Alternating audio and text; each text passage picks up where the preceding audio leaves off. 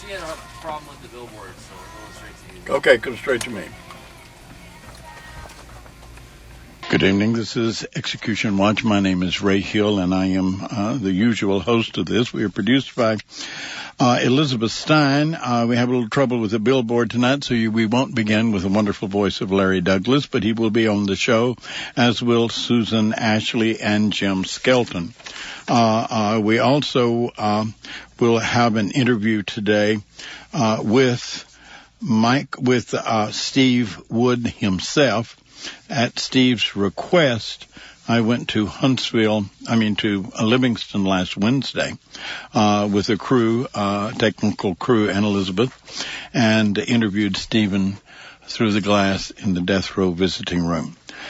Checking with the Attorney General's office, we discovered that Stephen had exhausted pending appeals, so we're waiting on word from Huntsville if the process has begun, and as soon as Elizabeth gets that set off, we will have Gloria Ruback on. Gloria Ruback called me earlier from the station and said she is on their way. I'd like to take a personal privilege thing as the host of this program. This is the first program where we have tried to speak with the person who is being executed and as an interview in this show. That changes the paradigm for me. Normally I come in here and I host this show, and I've agreed to do this on the basis that I can read the names, and I frequently report the execution of people that I either know for other reasons or I have communicated with. But this is the first time in several years of doing this show that I actually saw and talked to Stephen. That is an emotional difference from me than it is for the other shows that we have done. We will proceed as usual. We get a report from Huntsville about the progress of the process, and Elizabeth is setting that call up now. And then we will go to another activist who is at a vigil here in Houston and give them encouragement. And then we will go here into a discussion of what happened in this case, and what the evidence shows from the trial and the hearings, various hearings, what happened in the case. And then we will report what is the legal history of this case, trial, rounds of appeals, what happened to the issues that were raised. That is the way we do this. And so if you're a first-time listener, you're listening by several arenas. Either you're listening on broadcast KPFT FM 90.1 here in Houston, or you're listening on the HD1 channel of KPFT's radio station, or you may be listening through the KPFT website, kpft.org, or you may be listening from our own website, executionwatch.org. Elizabeth is getting the call set up, and as soon as she puts that on hold, I will then communicate with Gloria. Elizabeth is making notes in the process, and the telephone line went dead, so I don't know if we have a report from Huntsville or not. Elizabeth, can you give us a report from Huntsville? Well, not having a report ready for Huntsville, the billboard didn't work tonight. We're having technical problems that we haven't suffered the whole thing. Who's going to tell me what happened in this case? Susan? Okay. The facts of the case are this. Okay. Stephen Michael Woods and Marcus Rhodes were both charged in these murders. 2 people were murdered. There was a young man named Ronald Patrick Whitehead, who was 21 years old, and Bethina Lynn Braz, who was 19. Both the young man and young woman were killed. What happened is, in May of 2001, 2 golfers were driving down a Boyd Road at Tribute Golf Course near Colony, Texas, and they came upon the bodies of Ronald Whitehead and Bethany Braz. Both had been shot in the head, and both people had their throats cut. The male was dead, and the female was still alive at the time the bodies were found, but she died the next day.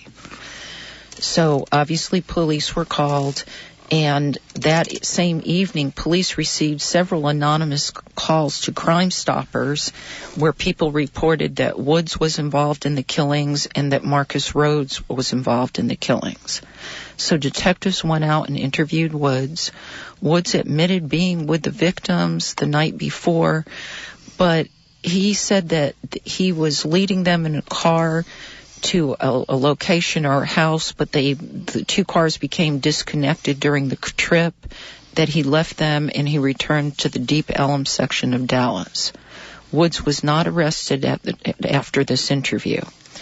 Detectives also they interviewed Rhodes, and when they interviewed Rhodes, they also searched his car and they found items belonging to the male and female Whitehead and bras. Both victims' backpacks were found in the trunk of Rhodes' Mercedes, and Rhodes' fingerprints were on weapons, and his car was littered with shell casings. There were guns registered in his name that they apparently found under his bed at his parents' home in Dallas. But those were not the guns used in the killings. We don't have any information what guns were used in the killings or what gun was used.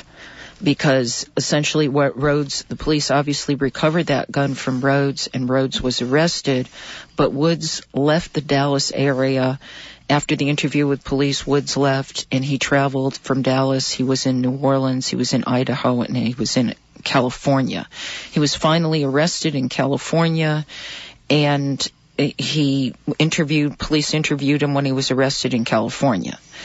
Now, several witnesses told police and testified at the trial that before the killings that he had told these witnesses about his plans to commit the murders, and then after the killings that he told them about his participation in the murders. And people had told that to the police, and they testified to that effect at trial. And this case was tried in Denton County. Yeah, one of the things I want to mention. I need a microphone here. Hold on just a second. Let me get Gloria on. Gloria? Hello? Hi, Ray. Hi, Gloria. Tell us what's going on in Huntsville. Well, there's about 10 or 12 of us out here, well, including 3 nice people from a television thing in France. But the execution is happening. The media went into the death house. Steve's fiance, mom, and I'm assuming brothers went in to witness. So the execution is now taking place. There's a group here. There's 10 or 15, I think about 15 people in Austin. So there's protests going on around the state. And I want to let listeners know that there's 4 executions coming up. There's another one Thursday. And I want to invite people to a press conference tomorrow at 3 o'clock in front of the Harris County Courthouse, where the death penalty abolition movement and Quanell X and some other activists are going to be making a demand that Pat Lycos intervene in this execution, because the execution Thursday of Dwayne Buck revolves around a black man who was sentenced to death because he's black.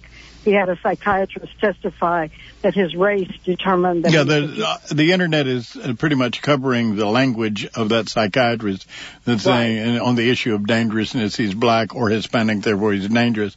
But I want to stick tonight's show to Steve Wood's case. And but I appreciate your making the announcement. The press conference is tomorrow at what time? 3. At 3? 3 o'clock at 1201 Franklin in front of the Harris County Courthouse. Dwayne Buck's sister, who survived the shooting, will be there to speak out for a stop to his execution. Okay, Gloria, keep us posted on what's going on in Huntsville. Elizabeth has another call lined up for me. Okay, all right, okay, bye-bye. That was Gloria Ruback, who is Gloria Ruback, who is with the abolition movement, and she is our witness in Huntsville. And I guess this is Dave. Is this you? Whoop, Dave is not there, Elizabeth. And so that did that. So, but Dave Atwood is at a vigil here in Houston, and we were fixing to go into Jim. What happened in these trials? Was anything remarkable about the trial? Let me tell you one of the problems we have in evaluating these cases. All we're able to get are the appellate opinions. That doesn't necessarily reflect all the evidence introduced at trial. So we don't know whether or not there were ballistic evidence introduced at trial. It was just never an issue on appeal. Because, see, what we only have two opinions to look at. We have the direct appeal from the Court of Criminal Appeals that affirmed the case. Then we have the record from the post-conviction writ. But that doesn't reflect all the evidence introduced at trial. I suspect, however, had ballistics tied the murder weapon to the co-defendant, that would have been an issue on appeal. But we don't know. Yeah. We don't know. Yeah, and you've got two cases. Right. One of them went on appeal. Right. We don't know that the other fellow's cases were appealed, do we? No, well, he entered a plea of guilt and got life without parole. He wouldn't appeal that. Are you nuts? Because then they'd come back and try him for the death penalty. It was a bargain. No, he isn't going to do that. And the big issue that I had a problem with on appeal, the two issues that Larry had a problem with, the limitation on voir dire during the trial. And by the way, is it Woods or Wood? Is it an S on the end? The opinions say S, Woods. Woods. Yeah, Woods. Woods. Okay. The thing I have a real quarrel with is wait a minute. I've got Dave Atwood finally has gotten here. Dave, where are you and what's going on? Well, we're out here at the corner of Woodhead and West Alabama, right in front of St. Stephen's Church. St. Stephen's Church tonight. Right. And we got a pretty good turnout here. I think we had 7 or 8 people here. I think we met for a hot day out in the sun, or almost in the sun anyway. But that's where we are. We're, I think I said before, we have a lot of cars go by this corner, hundreds really, sure. And so it's a good place to get our message out, Ray. Okay, that's not too far. Where's the Peace and Justice Center these days? Where is it? It's over at the Houston Mennonite Church is where we have okay, you have your office at the Mennonite Church. But there are a lot of activities that go on at St. Stephen's Church. There's the Houston Interfaith Justice Group has their office here, and the pastor of this church, Lisa Hunt, is a progressive person, and so there are a lot of events that take place over here at St. Stephen's, and she's very receptive to us being out in front of her church and doing our protest against the death penalty. In fact, she comes out and joins us every now and then. All right, really nice. And to learn more about you and your organization, folks can go to www.tcadp.org. Texas Coalition to Abolish the Death Penalty, right. Thank you, Dave. You're welcome. Bye-bye. Take care. Bye-bye. I'm sorry, Jim. No problem. He's confused tonight, and they're going 9 directions from Sunday. See, the problem I have with this case, the only problem I had with the direct appeal was this. Number one, in this particular case, the co-defendant, Marcus Rhodes, confessed to the police and incriminated Woods. Yeah. Now, Woods never confessed to the police, although he made damaging admissions to friends of his. Now, here's one thing that really bothers me about the direct appeal. And I must say this, Judge Price wrote the opinion. He's considered a good judge for the defense bar. Now, what happened, and you have to understand hearsay. And I don't want to make this too lawyerese. Hearsay is simply a statement made outside the courthouse that they're offered to tell the truth. They say it's truthful. Yeah. And one of the exceptions to the hearsay rule is if you make an admission against your interest. Because the question on hearsay is this reliable statement. So if I make a statement that incriminates me, they're going to say that's reliable. I wouldn't be fessing up to that. Okay. And that's called, the lawyer term for that is admission against penal interest. Okay. Now, what happened, they called 2 witnesses, a guy named Samuelson and a gal named Swartz. And here's what they testified to. They testified the co-defendant, Marcus Rhodes, told them prior to the killing that Woods had a job that he wanted Rhodes to do, and Rhodes didn't want to do it. Okay. After the killing, they claimed that Marcus Rhodes came back to them and said that Woods took their credit card from the dead man, ordered some items off the internet, had them sent to a friend to divert attention from him, and shift it to his friend. Now, they admitted those statements under a penal under that exception, admission against interest, because Marcus said it. He's incriminating himself. And it's your opinion that should not have been admitted? Well, here's why. every hearsay statement also violates the confrontation rule, because the Sixth Amendment says you have the right to confront those that accuse you. And I thought this violated the confrontation rule. There's a case called Crawford versus Washington. There's a jillion cases that discuss this. And I thought it violated the confrontation rule.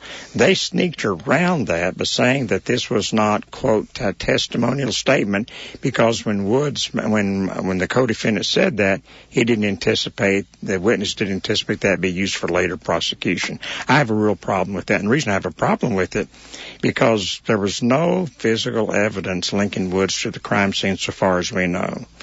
The only way they linked it to him was his prior statement to the police that he was with the victims, the two people, the night before the night of the killings. That's somewhat confusing, and led them to a house. There's nothing in putting him at the crime scene, as far as I know, no DNA evidence, no anything. All they had were admissions made like this. And I think that would be very damaging, because if the jury believed what these two witnesses said, that puts Woods at the crime scene. That puts Woods being actively involved in it. And that's based, to me, that shows that he never had right to cross-examine those people. Okay. I thought that was wrong. We have another person. We have someone calling in who is Woods' aunt. And we're going to put her on the air. Hello? To whom I speak? What's your name? My name is Abby Youngby. I am actually sitting here with his boy's mother. Okay, go ahead, please. It is a travesty of justice that's going on here. The fact that we can sit here and thank God your program's out there, sir, because, we're wondering what his last words are going to be. He's never met his children. Had this gone in any kind of way, had, the Marcus Rhodes' father not been some, high-profile CPA in Dallas, there might have been more of a look at this case, because there was just, judicial misconduct all through it. He was denied several rights. They didn't put anybody on the stand for him. The lawyers... I'm not Steve's aunt. I am an aunt to his boys. Oh, okay. These boys need family. Okay. They're losing their father today. I understand. They need somebody to stand up and say something for them. Yeah, ma'am. Yes, sir. I'm reluctant to open the radio show up to calls. I appreciate your calling in. Give my sympathy to the whole family. What we have to go on here is what is in the record. I just wanted to let you know you are stating things that are not the case.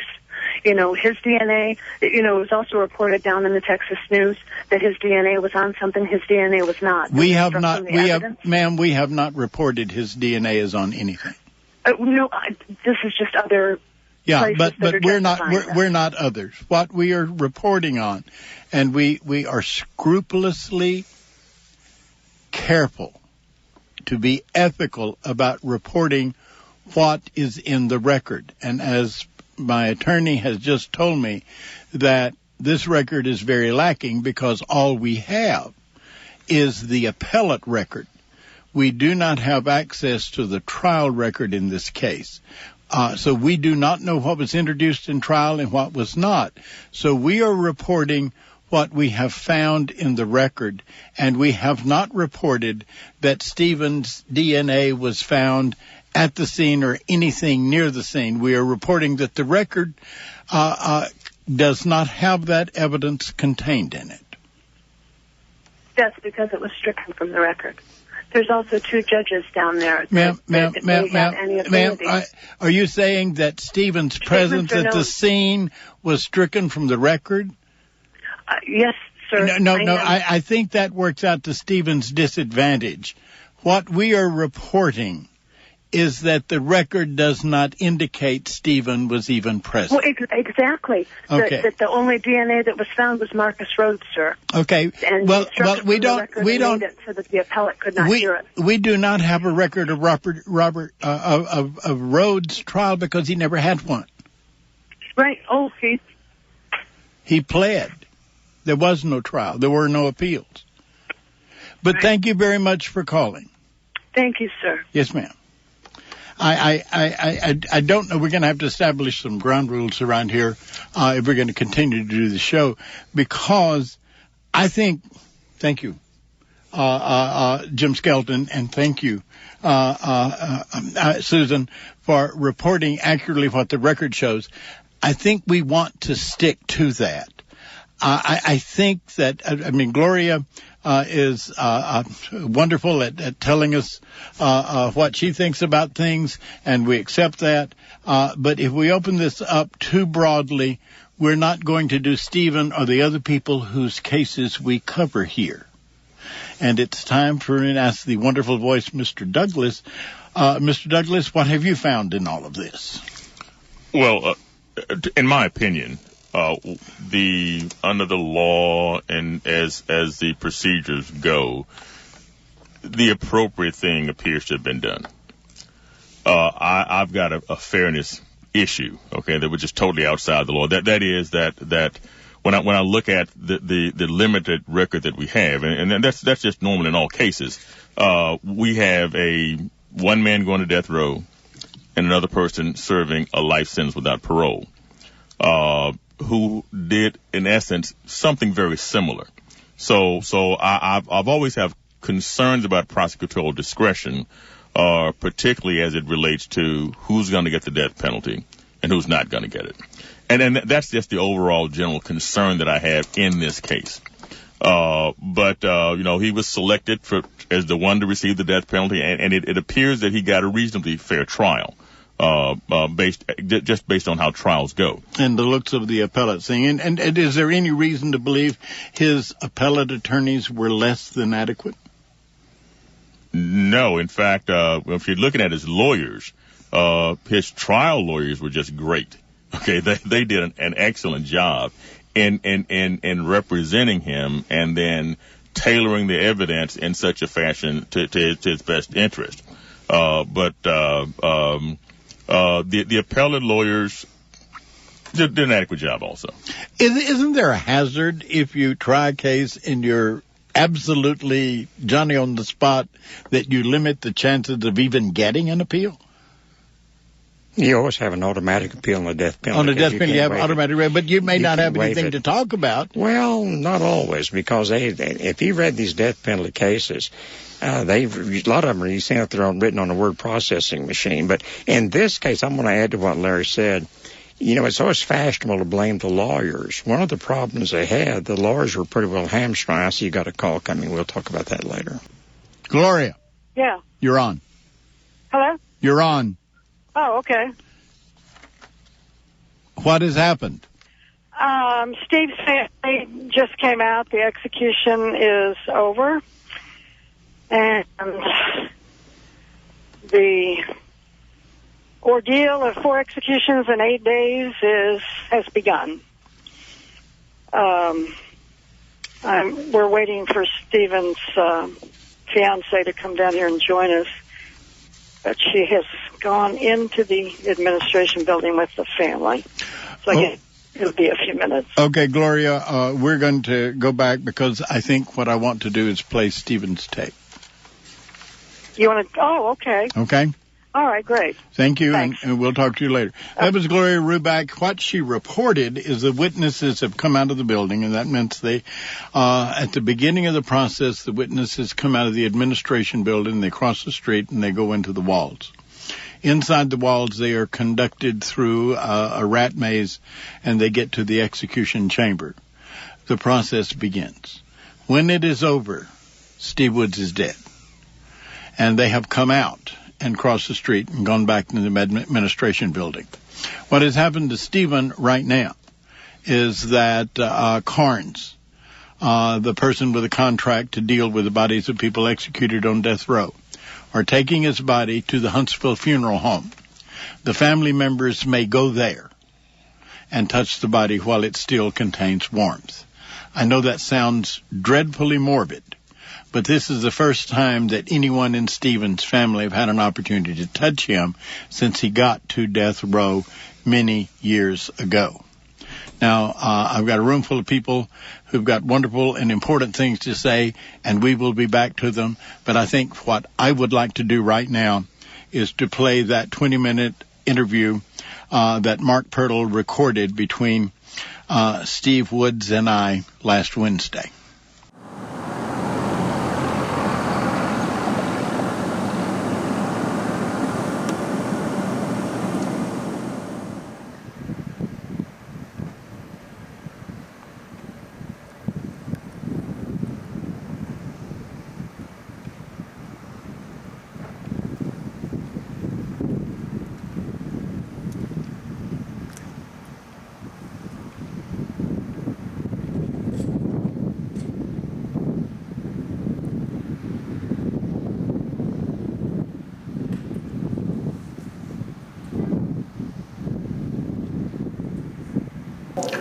Where you come from, Stephen? I come from just around Detroit, Michigan, Livonia. Wow, it's cold up there. Yeah, well, it's nice. It's not 110 degrees. What brought you to Texas? I was trying to get to California. I was hitchhiking. I've been on the street since I was about 16 years old. I got locked up when I was 21, so I spent the most of my adult life out there. I was just trying to get to California, and I wasn't the best geography student. Ended up landlocked in Dallas. Is that where your case is? My case is in Denton County. Denton County. Yeah. Denton County is in Burleigh County. I always tell my friends don't do anything Yes. in Denton, Williamson, Montgomery County. Right. Those are the worst. You can get a lot of time in Denton for things that would be a civil case elsewhere. Oh, yeah. But you know all about that. I do now, yeah. You mind telling me what happened? They say I have a law parties case, and that only came out after my appeal. What happened was a man named Marcus Rhodes and I and my friend Ron and his girlfriend Beth all went to go do a drug deal. And Marcus ended up killing Ron and Beth in front of me. Well, he killed Ron in front of me, and he killed Beth while I was hiding in his car.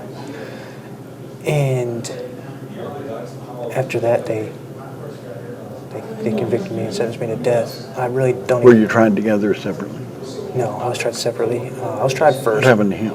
He got life sentence. So he's the guy that got the cops first. He got life with parole. He was arrested first, and he never when he stood up in court and confessed to it and took his time, he never said anything about me. He never had to testify in my trial. What it was is his parents are pretty affluent in Dallas. He lived in Highland Park, and I've run across those cases.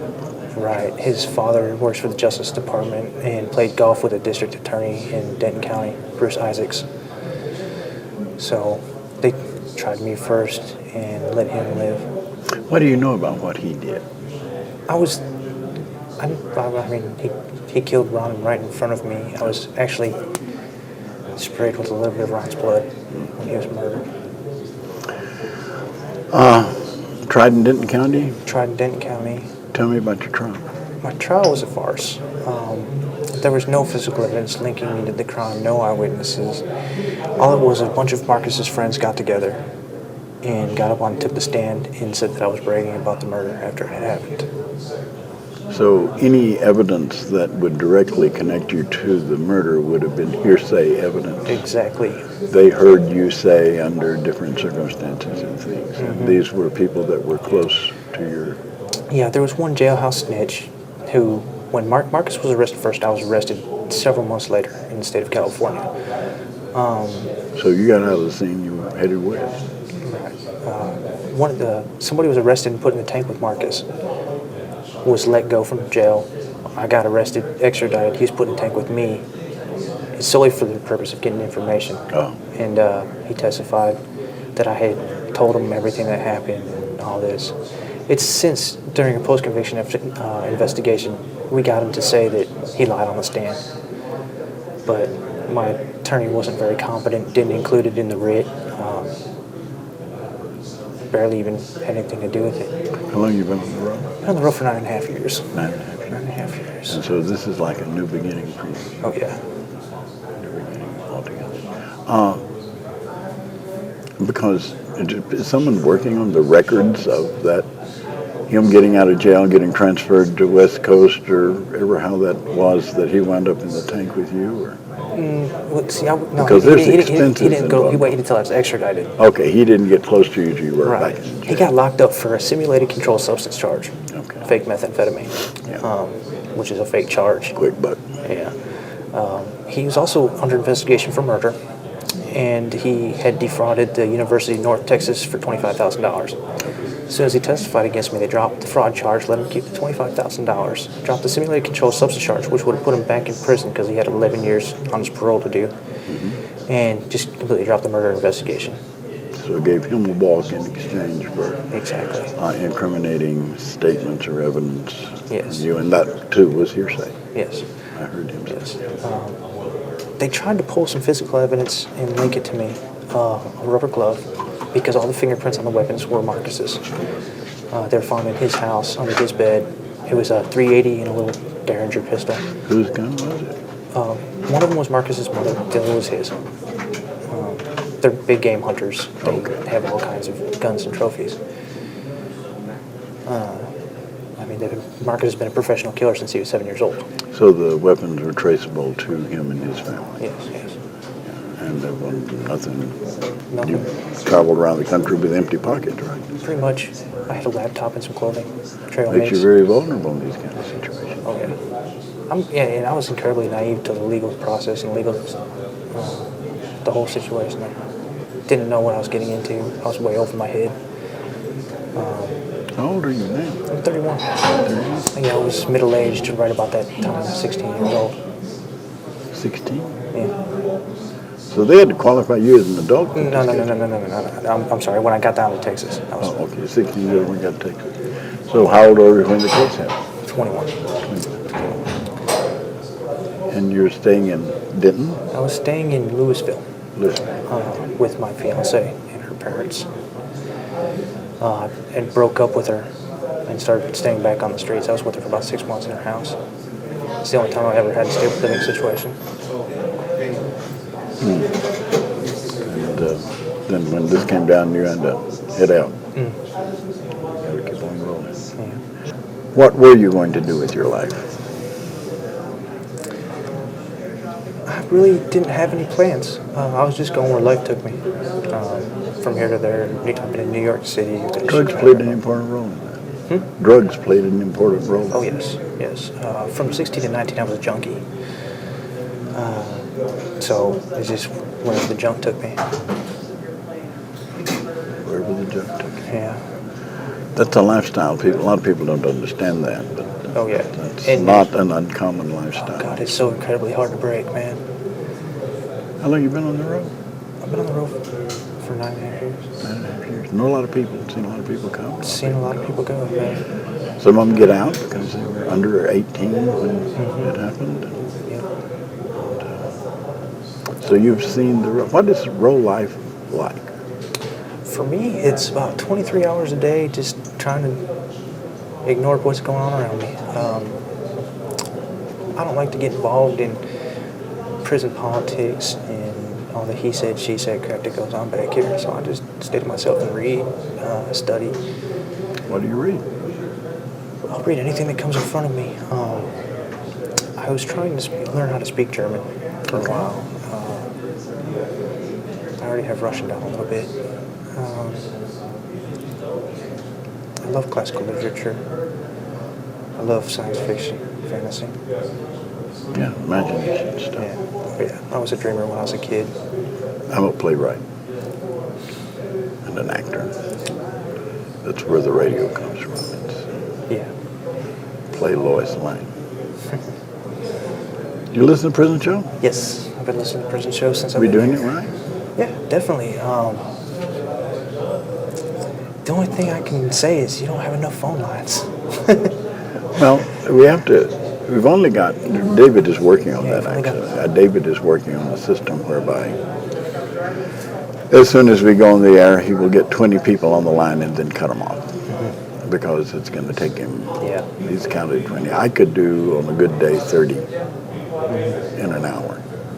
And I don't force people to hurry, but then I don't chat a lot. Right. I look for something funny.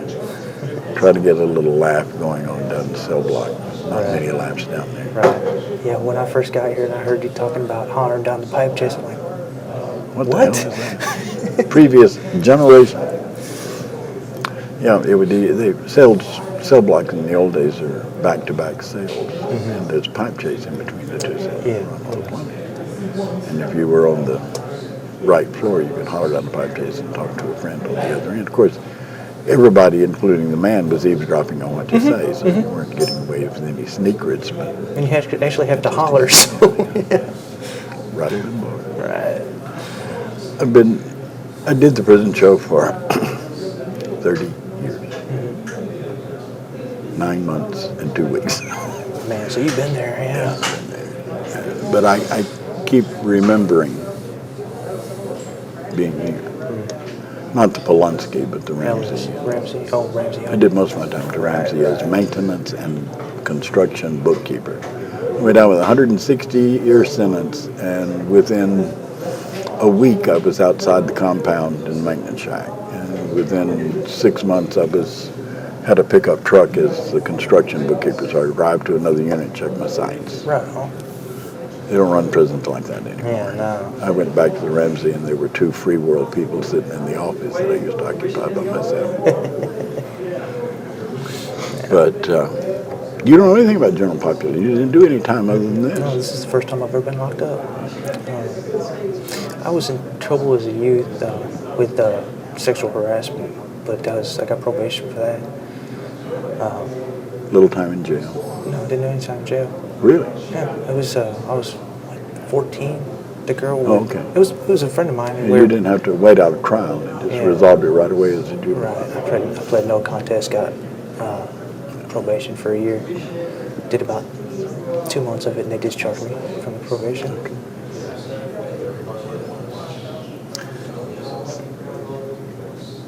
So you don't care much for the other people in the room? A lot of them, no, not really. They're just not my type of people. There's a lot of manipulation and games played, and it's just, I try to stay out of. Where do you think that comes from? Think the system may have treated them? I think it's a lot of trained them that way? A lot of it has to do with the fact that this is a very different situation from what most people are used to. Being locked in a cell for 23 hours a day, they lose something up here, and it makes them act kind of funny. Yeah, but the very operation was bound to leave mental effects and scars. Right. But a lot of it also, they're like that on the streets, and they come here and. You grew up here, 21 to now. This is You grew up here. Boy, did I grow up. When I first got here, I was one of those knuckleheads that was always running off at the mouth at the guards, getting sprayed with gas and run in on. And I'm sure you saw plenty of those. You finally gave up on that. Oh, yeah. Once you run your head into the wall enough times, it kind of sinks in, look, this is probably the wrong thing to be doing. And But that was really kid stuff. yeah, that was kid stuff. That was a lot of anger, being locked up, being locked in the situation. What do you do with the anger? Right now, Yeah, what do you do with that? Right. It's got to be there. I write. Yeah, got to be. I'm a writer. That's where writing is the best therapy I've ever come across. What do you do with your writing? I either give it to people, throw it away. Mostly it's for myself, so I throw a lot I know of it that away. stuff's valuable. I I mean, mean, this tape is valuable yeah.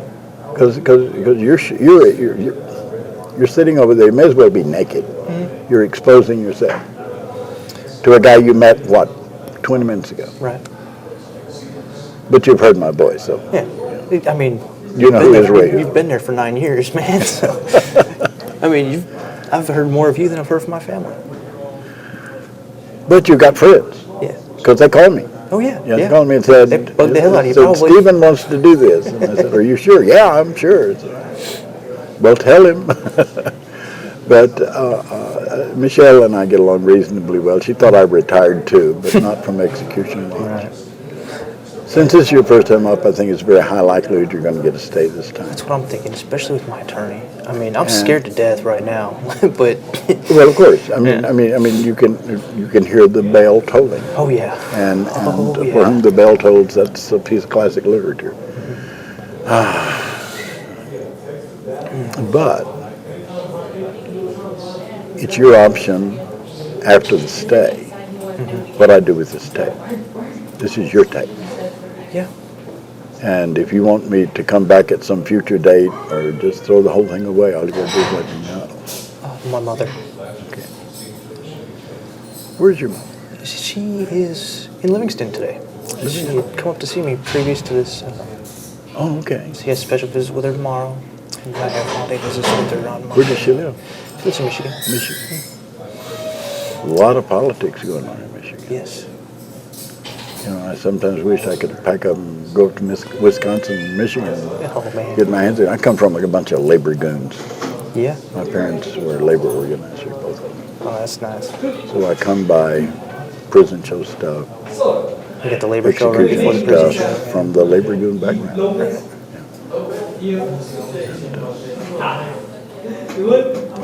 So that's exciting. How often does your mother get to visit? She visits once a year for the last few years. I haven't had barely any contact with her since I've been here. This is really hard on her. Harder on her than is on me. Of course, it's harder on her. Yeah, I know people. I ran around with Hurricane Carter.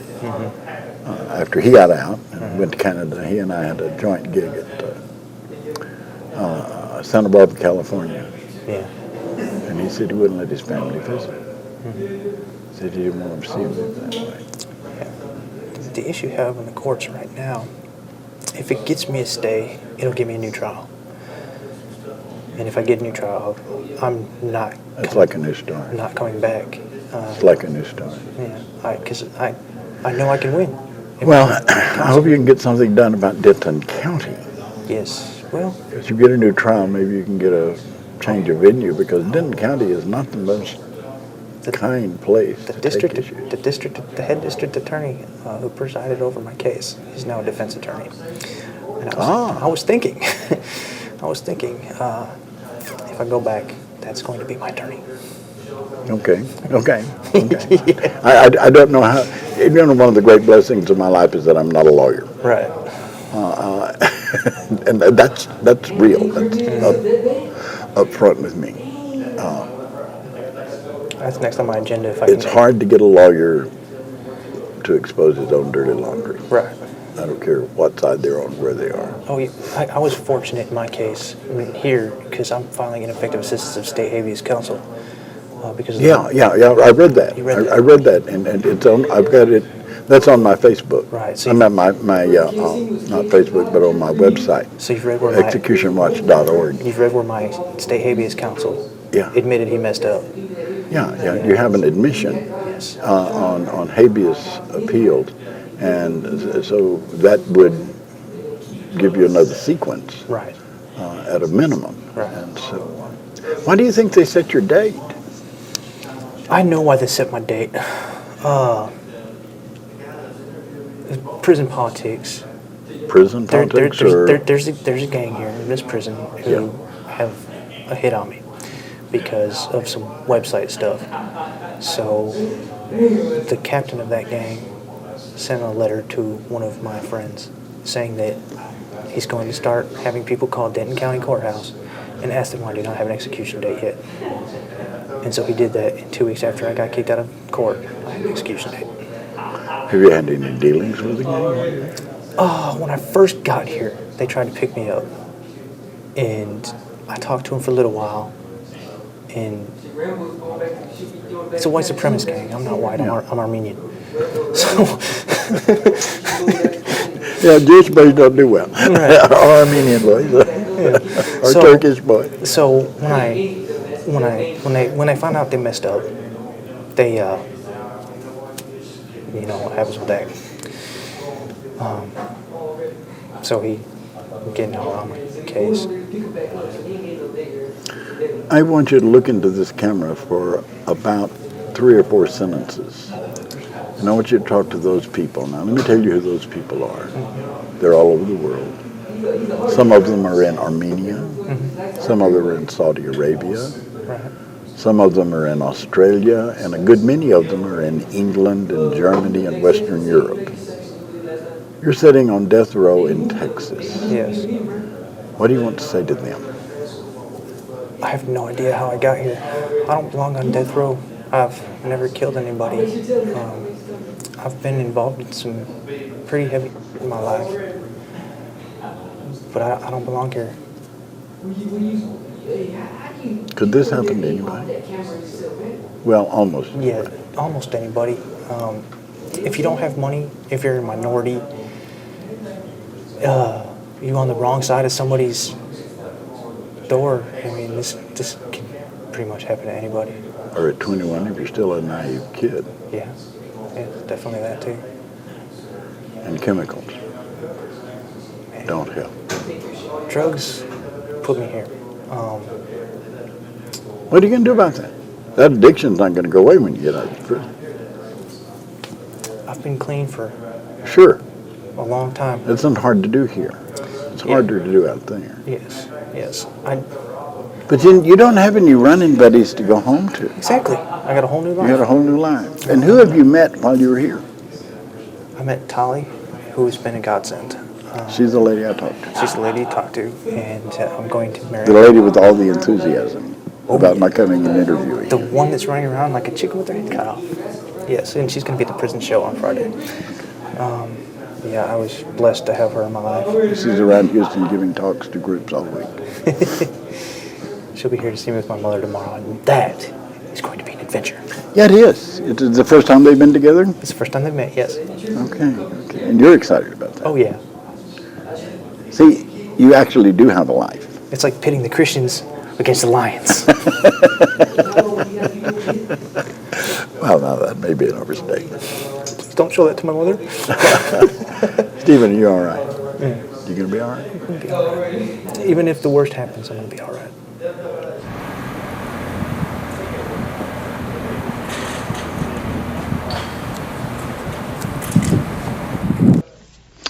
Even if the worst happens, I'm going to be all right. That's difficult for me to listen to. It's difficult for me to remember. It will remain on Execution Watch, the website, for as long as any of us are in any condition to maintain it. You have any comments? You know, this show tonight represents one reason why I hate the death penalty, and also represents my frustration in talking about it. Because, number one, when we get prepared for these shows, all three of us, Larry, Susan, and I both, read all the opinions. We know what were said in the opinions. And then we hear a lot of accusations that have no basis in fact. And when you try to correct them, they accuse you of being a prosecutor. Sure. And it's real frustrating because, as somebody once said, a zealot who believes in his cause has no end of lies he will tell to support his cause. And I don't think that does both of us opposed to the death penalty. It doesn't do us any good to have people exaggerating facts. No, Jim, I want us to stick to our principles. We're crossing the line. You're attorneys, but in this case, you read what's there and you report what you find. Exactly. And I will defend that, as I have on this show. Right, because you did earlier with the lady who, I thought, my God, all of a sudden Ray's become the prosecutor and you're talking to the aunt because... No. I defend what we do in the show because I think we put enough kind of thought into it. Susan, were you treated or mistreated in this show? Ray, you know better than to mistreat me, Ray. No, I've been treated wonderfully. And I try to report the facts. I mean, part of what I talk about when I start is I go over the facts of the case. Now, those are the facts that are coming in the record. And we don't have the full trial transcript. We're working off the appellate record. You're working on the appellate record is all you had in this case. That's right. There are cases where we have more records. Yes, it's just that... The problem, Ray, with the death penalty case, usually the records are so voluminous at the trial level, and that's with the district clerk's office, and we can't get that. And all we know is exactly what was reported at the appellate level, and that doesn't necessarily... So they cherry-pick the issues.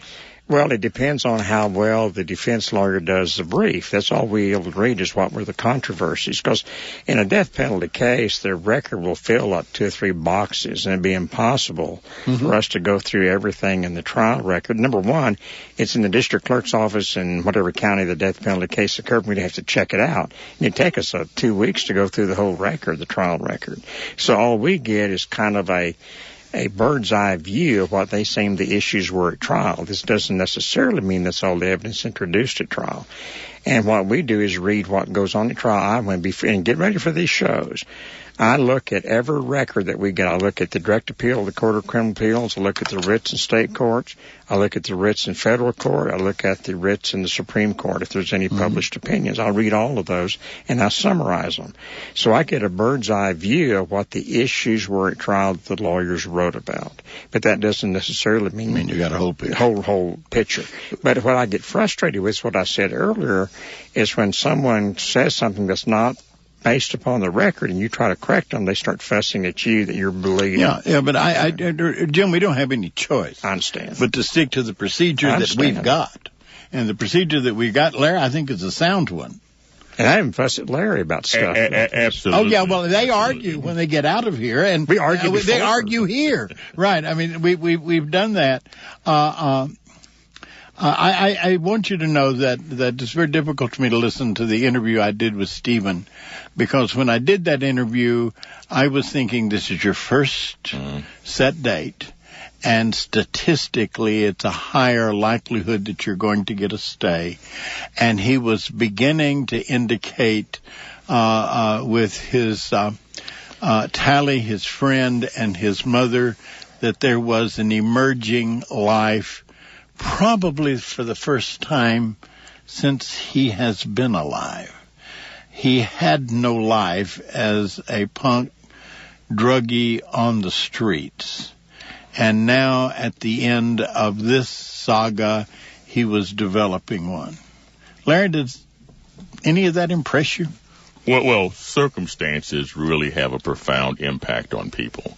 And a 31-year-old Stephen Michael Woods is probably after being on death row for 9.5 years, is likely a much different person than the defense lawyers saw when he was trying to prepare this case for trial. If he had the same attitude at the very beginning, I think he would have done himself a whole, but he was a different person back then. So the person who was executed, in all likelihood, is simply not the same person who the holding shows was involved in the crime. He's a different person. Well, we didn't get to discuss, we haven't discussed yet the punishment phase of the trial, of what came out in the punishment phase. And apparently what came out in the punishment phase is that when Woods was arrested, picked up in California, he gave a interview with the police detective in California, and in that interview he admitted that he was involved in another murder. And that probably that might have had an impact. Might have had an impact on. I mean, that was presented. The also jury might have made a mistake. I mean, come on, of course it had an impact. Jurors heard that. They heard that, and that would be something they would consider in their deliberation. You know, I don't know a 21-year-old fellow.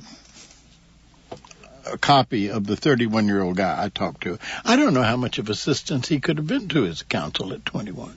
One of the problems, Ray, when you read the writ opinion, is that he wouldn't cooperate in presenting mitigating evidence. He wouldn't cooperate with the lawyers. And that's one of the problems they had. In fact, as a matter of fact, there were 3 mitigating specialists that talked to him. The second one spent a lot of time with him alone in the room. And she said, there's no way in the world I could ever testify he wouldn't be a future danger. Get somebody else, but do not let them meet him face to face. Do nothing but look at the record. So obviously, he made a terrible impression on the mitigating that's expert. Exactly my point. Yeah. At 21 years old, I do not know that he could have been much help. I've just received... It wasn't any help. It's horrible. Yeah, apparently. I just received a kite from the executive producer that I've got to yield to. Elizabeth Stein is the executive producer. We couldn't do this show without the wonderful direction of Otis McClay, and technically assisting us not only in getting that interview, but also in preserving this record is Mark Pirtle. The videotape of today's show will be attached to our website. I want to thank, of course, Jim Skelton, Susan Ashley, Larry Douglas. I want to thank our board op this evening. Doyle has done a wonderful job of balancing with all the technical difficulties we began with. The theme music is by Victoria Panetti, and unfortunately, we will be back this coming Thursday as Texas plans to execute Dwayne Buck. Despite some racist testimony in his expert witnesses. My name is Ray Hill, and I do this not because I want to do this or like to do this. I do this because I believe this needs to be done.